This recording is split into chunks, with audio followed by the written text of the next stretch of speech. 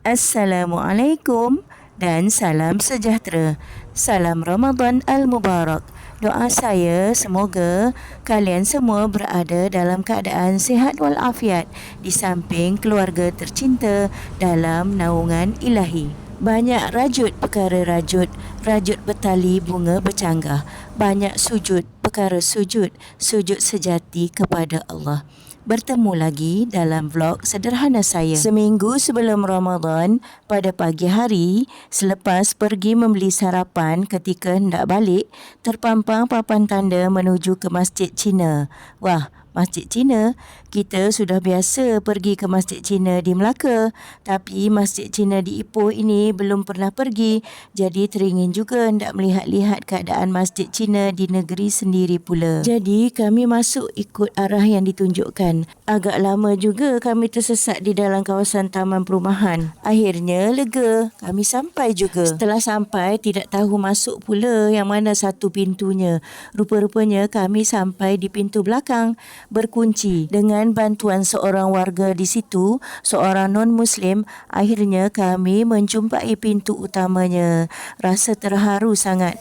Bersusah payah dia menolong kami untuk membuka pintu pagar masjid. Tidak ditinggalkan kami terpinga-pinga di depan masjid. Sungguh satu semangat warga yang mulia dan prihatin. Kami mengucapkan terima kasih berkali-kali. Perbezaan memang sudah takdirnya. Tinggal kita bagaimana cara menguruskan perbezaan itu biar tetap bersatu sebagai warga negara. Masjid Cina di Ipoh ini seperti di mana-mana masjid Cina yang lain.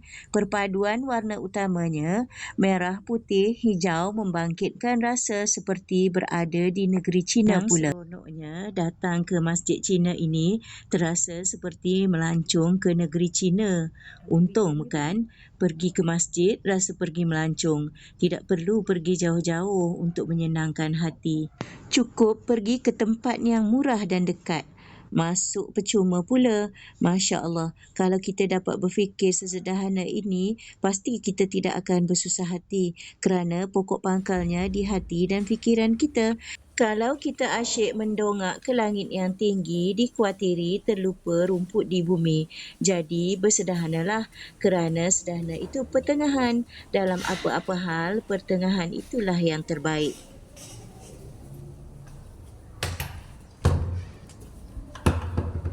Ambil video. Masya Allah, cantik ruang wuduk ini. Ruang wuduk. Cantik kan? Ruang wuduknya pun klasik. Sementara di sisinya terdapat rak kasut.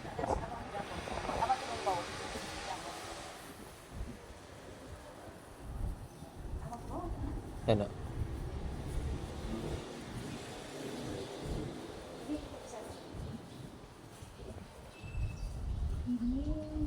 Ini tangga belakang.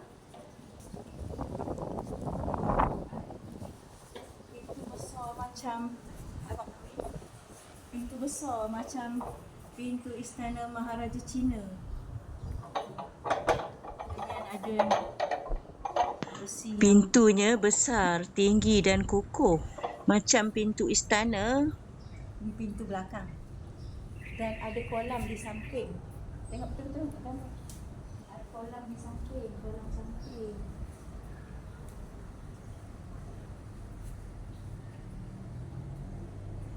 Ni sikit. Di sini pun juga tak kontak.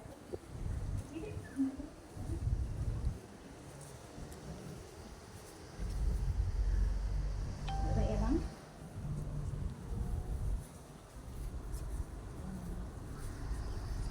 Taman sisi, taman belakang, cantik lah. Masjid ni terjaga. Suasana paginya sepi memberikan kedamaian ke dalam hati. Juga.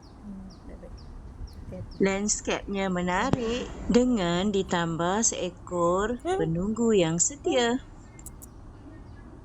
Pagi yang hangat disejukkan oleh wuduk, kemudian solat sunat tahiyatul masjid. Orang Islam haruslah hatinya dekat dengan masjid.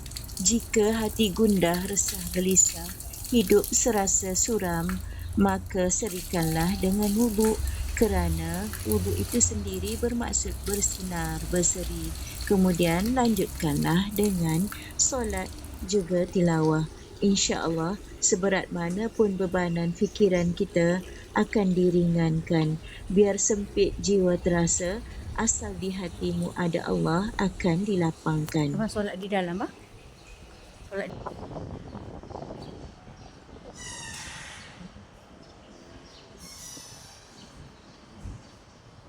Dan sambil menanti di luar, saya ambil kesempatan menikmati dekorasi masjid yang indah. Dinding penghadangnya begitu unik dengan ukiran tebuk pokok buluh.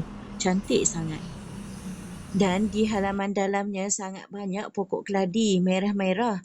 Geram tengok. Masa saya asyik memerhati, tiba-tiba dikelui oleh seorang nenek tua. Segera saya hampirinya. Rupanya nenek sedang mencari muridnya hendak mengajar mengaji. Dari nama yang disebut, tahulah yang muridnya itu seorang wanita mu'alaf. Bila melihat saya merakam, tiba-tiba nenek speaking dengan saya. Terperanjat juga. Ialah seorang tua sudah sangat lanjut usia, mahir berbahasa Inggeris. Sudah pasti beliau bukan sebarang orang tua. Masya Allah, setelah berkenalan ringkas, rupanya beliau isteri seorang kenamaan yang juga bergelar Puan Sri. Rupanya tetapi tidak mahu dipanggil dengan gelaran bangsawan. Cukuplah dipanggil opah saja. Masya Allah. Setiap hari opah akan ke sini dihantar oleh seorang driver perempuan mengajar seorang murid sahaja. Masya Allah, gigih betul ya. Jadi insaf pula saya. Setelah menunggu tidak berapa lama, opah pun tak balik kerana muridnya tidak dapat datang hari ini. Sebelum balik, opah mengajak saya ke rumah kerana saya juga ada hal lain. InsyaAllah, saya berharap sangat akan bertemu dengan opah lagi di masjid ini nanti. Bertemu dengan orang-orang baik adalah rezeki. Alhamdulillah, pagi ini sahaja kami dipertemukan dengan banyak orang baik. Di mana pagi tadi ketika makan di gerai, kami diberikan kuih muih oleh seorang yang tidak dikenali. Kemudian bertemu dengan wanita yang menunjukkan arah ke masjid. Dan kemudian bertemu pula dengan opah. Masya Allah. Ya Allah, terima kasih atas nikmat ini. Baiklah teman-teman, sekian dulu dari vlog saya. Terima kasih sudah menonton. Jumpa lagi. Wassalamualaikum. Bye.